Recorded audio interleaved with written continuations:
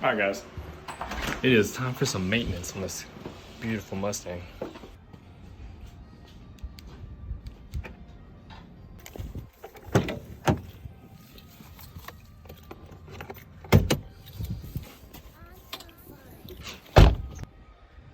All right, battery disconnected and strut brace is off. All right, guys, check this out. So I just pulled off the coil cover and found this guy is already backed out. Like, I'm turning this with my finger, it's like already out.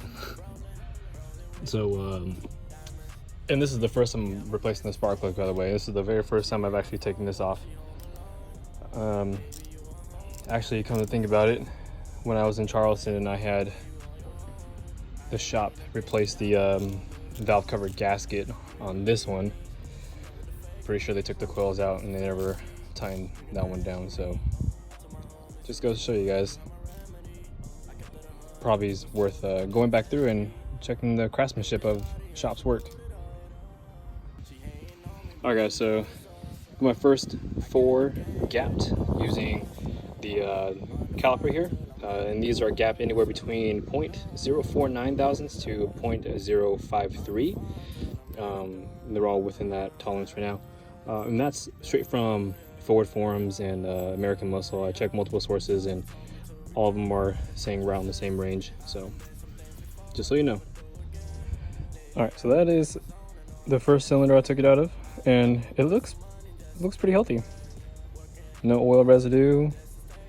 I mean, it's got some years of like burning and stuff like that, but looks pretty healthy. And that's coming out of the far cylinder over there. I think it's, now don't quote me on this, I'm not sure of the cylinder number, but I think it's cylinder number 7 or 8, depending on what side you start from. All right, so I finished one side and all of them look pretty good.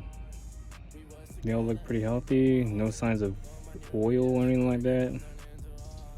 Nothing was wet, so that is very reassuring. Well, then again, I don't really push this car hard all the time, but right now I got one more side to go. It took me about 30 minutes. All right, guys, just finished with the last side. Again, these are what the spark plugs look like on this side. Pretty healthy for being 60,000 miles old. Yeah, this is like averagely what all 8 of them look like, so satisfied.